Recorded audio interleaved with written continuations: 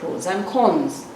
Okay, so in your everyday writing under Cambridge, you should also remember to say we have a range of topics that we look at, and the questions, the variety of questions that will be posed to you during the exams will come from this array of the content. Okay, a question can come bearing something under travel and tourism, or technology, or something to do with the media and film, or something to do with science and nature.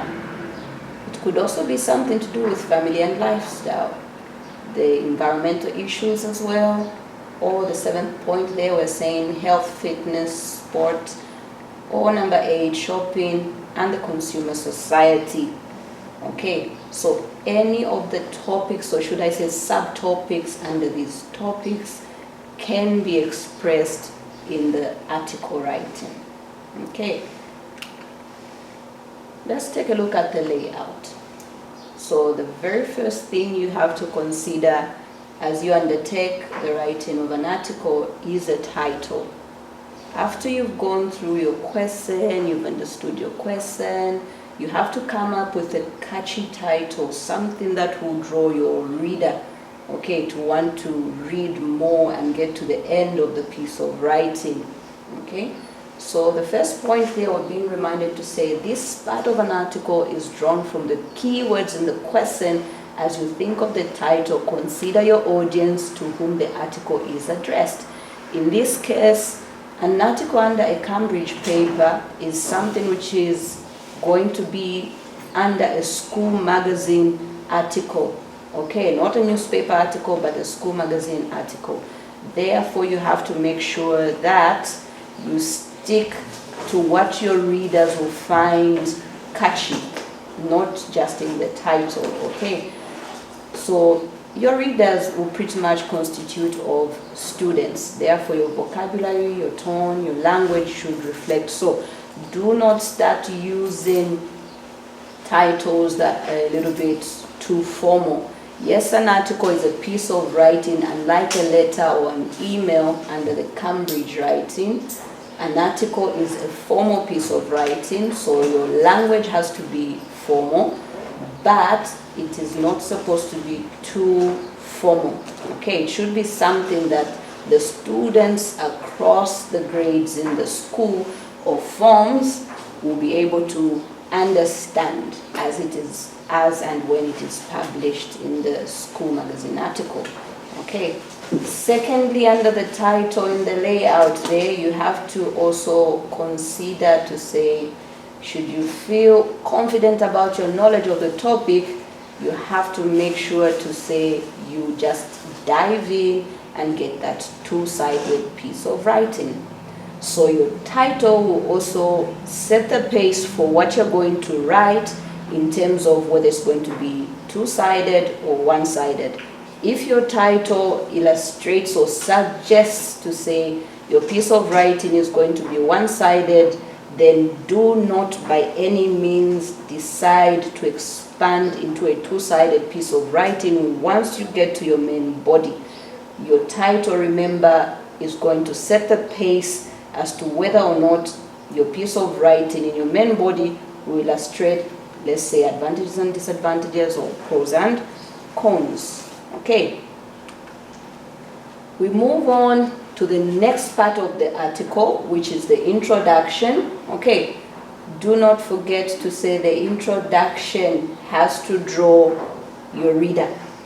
Okay, this is where you make or break it. The very reason why when people pick up a piece of writing, at times they only see the introduction, they'll see the conclusion, and sometimes they feel they would have already known what's going to be in the main body, and it's going to encourage them to go further into it by looking at what's in the main body, or it will discourage them from seeing what's in the main body. Okay, so in your introduction, consider the topic. Okay, what is it that was highlighted in the question? Okay, so whatever was highlighted in the question is the very reason why you came up with a particular title. Okay, so that even as the reader picks it up, they'll be able to have an idea of what your piece of writing will be all about. do not forget to say, when you're writing an article, you have to have something in mind, which is why it is such a problem or not a problem. What is it that is a problem that you're trying to talk about or share with the masses with? In as much as you have to draw a conclusion at the end of the day, highlighting your own opinions, but you have to make sure that in your introduction you have to include something that will help you in the main body to include the opinions of other people. Okay, it is very key for you to consider rhetorical questions. In an article, rhetorical questions have to be there. It's a must, non-negotiable. Okay, so every time we think of rhetoric, yes, it is a question that is posed, but we are not expecting an answer, though we do have our answers within ourselves. Okay, remember the last time your parents were seated in front of the telly and your mother became a compulsive buyer of everything that they saw on TV because someone told them to say, do you have a problem with your cleaning? Are you tired of scrubbing? We have the latest gadget that can help you clean. Well, those are rhetorical questions that they will not give you the answers there and then, but you as the audience gets to give an answer within yourself. The same attributes of these adverts that you get to watch on TV that makes you want to go out and buy all these things, even things that you do not need. Not that you do not need to read the school magazine article, no. Okay, so the rhetorical question poses a question that helps the reader know as to whether or not they really want to go and dive into the whole piece of writing and find out a little bit more about what you have to say. Okay, as we get to the main body as a third part of the piece of article writing, we have to remember to say it is important to begin with a transition sentence. Okay, so you ask me, what is a transition sentence? Okay, so a transition sentence is simply a sentence that is starting in a way where it is telling you to say you're about to give a solution to a particular problem. For example, here it says, perhaps it's time. Okay, let's say in the rhetorical question, someone was saying, in my title, I think I'm going to look at the issue of exams. Okay, so in your introduction, you ask the question, rhetorical, of course. So have you been having problems writing your exams and acing them? Okay, because some people would rather stay away from exams altogether, right? Whilst others are always asking themselves, why am I always failing? Okay, so when you look at that rhetorical question, if you are one of the people that has been having exam issues, of course it's going to tell you, I think I need to read another paragraph so that I find out a little bit more to help me out next time to do the right thing, right? So in your transition sentence, you say, perhaps we are going to give you a solution to your problem. At this point, you have not yet started illustrating the points that you want to actually talk about in order to help your reader or solve the problem that has been presented in the question that was posed. Okay, let's take a look at the second point under the body there. Okay, if the writing is going to be two-sided, we're saying take 2 points for the advantages and 2 points for the disadvantages. Okay, so this will be appropriate because we're also looking at the amount of space that you have on your pieces of paper. Okay, so if you say the advantages to reading a piece of writing that will help you and then you overcome your exam nerves in your article, okay, and then there are disadvantages of reading what others have said about how to overcome, let's say, exam nerves. Maybe with others, their nerves get from bad to worse after they read, because they cannot stand the pressure of what they have to do for them to make it. Okay? So when you look at this, we're saying it's double-sided. Okay? If it's one-sided, just stick to your advantages only or your disadvantages only. Do not dive into both. If your title suggests to say this piece of writing will be one-sided. Okay? As you draw to your conclusion, always remember to say in your conclusion you have to give your final opinion.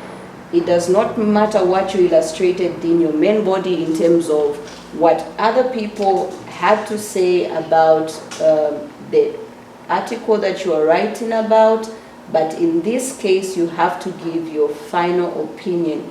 It's more or less of a situation of you picking a contestant in a competition. Everyone was good, but at the end of the day, you have to pick your best. Okay? Remember, your opinion might be controversial, but it is you picking a side. It is not necessarily the wrong or the right side, but it is your opinion. We get to the arrangement of the paragraphs. Okay? So we are saying in your first paragraph, after you've already considered your title, you have to illustrate here just in 2 lines, okay, your introduction. Of course, we understand that some handwritings are bigger than others, so it might spill over to the 3rd line. Then we move on to the 2nd paragraph. The 2nd paragraph there, we're saying the first point has to be a justification. Okay. After a justification, given that you've picked a one-sided part about it, for you to answer to the problem that has been presented as the article question, or it could be a counter-argument against the question which has already been posed. Okay. In your 2nd, or rather 3rd paragraph, your 2nd point has to be another justification, okay, where you are siding for the question or against it, which we'll call the counter argument. Okay, the 4th and final paragraph, yet again we're saying that's your opinion, pick your side and explain your choice. Do not just say I am siding for people to go maybe for a conference or something, so that by the time they get to the exams, they would have been prepared emotionally and otherwise, okay? And then you fail to explain why it is important for them to actually go for that conference. But as I've said already, it could be important because you will be prepared, okay? So pick a side and explain why you've picked that side. Okay, 2-sided article. So we've said first paragraph, introduction. 2nd paragraph, you have to illustrate your pros or advantages or for. Please do remember, you have to be well versed of the variety of words or synonyms in this case. So if during a lesson, in a question, every time you're given a question, it always says pros, pros, pros. Do not get confused when you get to the exam and then you have to see somewhere it says advantages or for. They are simply still going back to the same thing, okay? The 3rd paragraph there, we're saying cons, disadvantages, or against. Okay, same thing. The usage of synonyms, this is very important, okay? Go back to your synonyms, go through your synonyms, because if you fail to understand the question, even your piece of writing will not be on point. So you have to make sure you understand the question fully for you to be able to write something that is tangible, so to say. The 4th paragraph there, yet again, conclusion. Okay, so we're saying take note, pay attention to your punctuation, spelling, and grammar. Yet again, in this situation, punctuation can cost you some marks if you do not punctuate your piece of writing well. Always remember to put your full stops on your commas and all that where it's supposed to be, the colons if they have to be there, okay? your spellings equally have to be on point, and so should your grammar. Remember, this is English language, okay? So everything that you write down is read and scrutinized word for word. We are going to get a little bit into the grammar, okay? So with grammar there, I'm saying go back to all those notes you were given in Form 1, Form 2, that foundation part about it. That's where the punctuation and grammar is found. Spelling is something that you, well, I would say it's ongoing, because you keep on learning new words as time goes. Okay, but punctuation, grammar, go back to your Form 1 and Form 2 work, so that you get back to the foundation and your piece of writing will be in order. Okay, important expressions that you have to look at in your piece of writing. Remember, at this point, when you're in Form 5, you must have already learned about opinions, okay? So when you have to express an opinion in the piece of writing, you can say, in my opinion, or I believe that, or I'm in favor of, or I'm against the idea of. Of course, we remember to say, when you say I'm in favor of, that means you're siding with the person, okay? When you say I'm against the idea of, you are against whatever the person was suggesting, okay? Or in my opinion, well, this will most likely be used as you conclude, okay? I believe that. Equally, this could be used as you conclude, okay? Let's look at the contrasting there, okay? So when you contrast your piece of writing, we're saying, you can say, it is often said that, okay? You're trying to illustrate the difference between the previous point that you've already expressed and the one that you're about to express. So you will have to say something such as, it is often said that. That means it has already been expressed to say something else has been said, well, which is contrary to what you're about to say, which is a thought of the masses, okay, of the majority of the people, okay? Or you might have to say, even though, okay, just from the expression there, you can tell to say this person is about to come out strongly against whatever has been said, but not exactly by doing away with what has been said. They're saying, okay, that is your opinion, but there's also another way of looking at something, okay? So you have to say, even though you're trying to contrast. So when you contrast, you're trying to show the difference between one thing and something else, okay? Or you might have to say, apart from that, okay, which is very polite, apart from that, so besides whatever else other people have said, okay, there's also another way of looking at something, okay? For example, maybe your question could have been talking about school uniforms, for instance. Should you wear school uniforms, or should everyone just put on their casual? Okay, so someone should be able to come out strongly and express the difference between what others are saying, or what one group is saying versus what another group of people is saying, okay? We get to another expression there, argumentative verbs, okay? So we're saying words such as say or tell, these two verbs, let's try to run away from them when you are writing an article. Remember, it's a piece of formal writing, so this is a little too informal. So every time you feel tempted to say or tell in your piece of writing, as far as the article is concerned, we're saying you must replace it with the following words, any which of them, okay? With, we're saying the first one, insist, okay? I insist, okay? Or I argue, or it is alleged, or suggest, or point out, rather than, I would like to tell you this or that. No, I would like to suggest this or that. Okay, he or she said, no, it is alleged or argued that.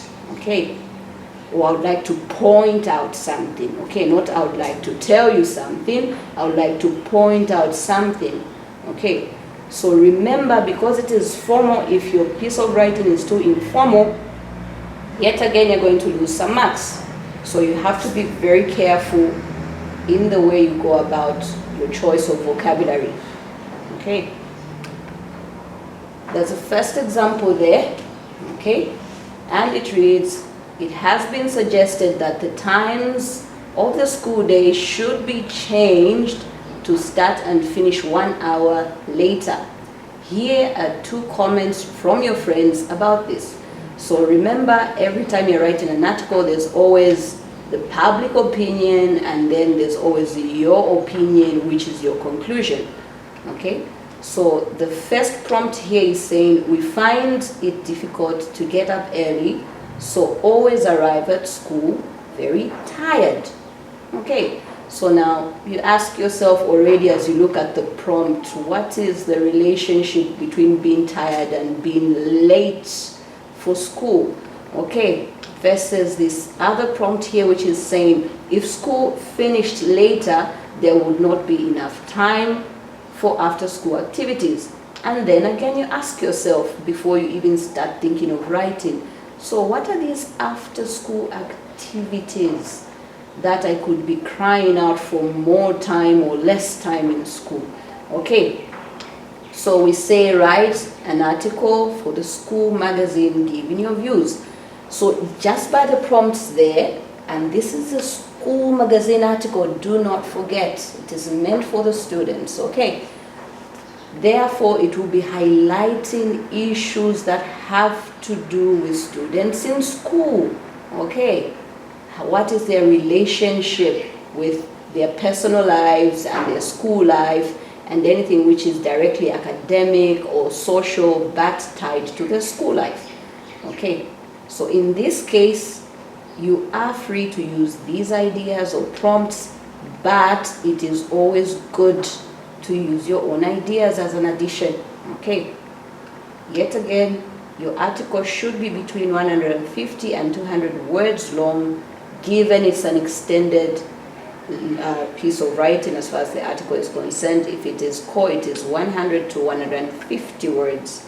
Okay, so then you ask, looking at the layout, so how do we go about this? So first thing is first, we're talking about time. Okay, so maybe your title could be time management. It sounds a little bit vague, but the fact that it is wide open, it gives you more room for you to talk about different things in your main body. Okay, and then we move on.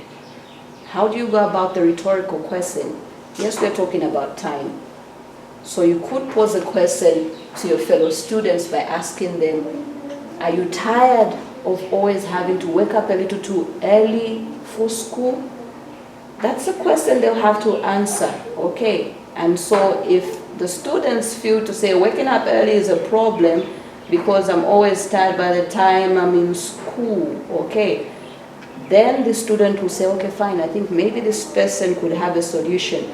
So you move on to your transition sentence, and your transition sentence would say something like this. Well, we have a solution for you. At this point, you have not yet stated what the solution is for that student who complains about being too tired every time they arrive in school. Okay, let's not forget to say there's also another group of students who are saying they need more time for the after-school activities. So how do you bring these two together? This is the reason why we're saying the wider your title is, the better your piece of writing is going to be, because you're going to illustrate on different points. Okay. There's another example here. We're saying, please do not forget, the other one was talking about the school life. This one is talking about the zoo.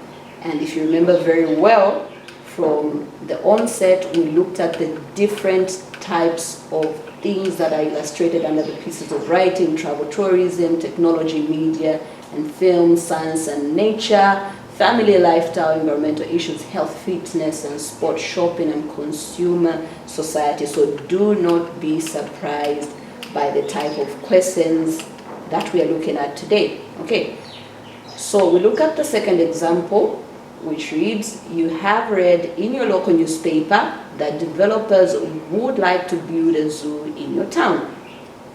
Okay, so depending on where you are, you might ask yourself, so people are thinking of coming up with a zoo. Why should I go to the zoo? So already, if you start asking yourself questions, it will help you to come up with a more catchy title and also a build-up in terms of planning of your piece of writing in your main body, and it will make it a bit more interesting. Okay, here are some comments on the topic from people living in the town. So remember, in the first instance, we're looking at students in school. This time around, we're looking at people living in a town.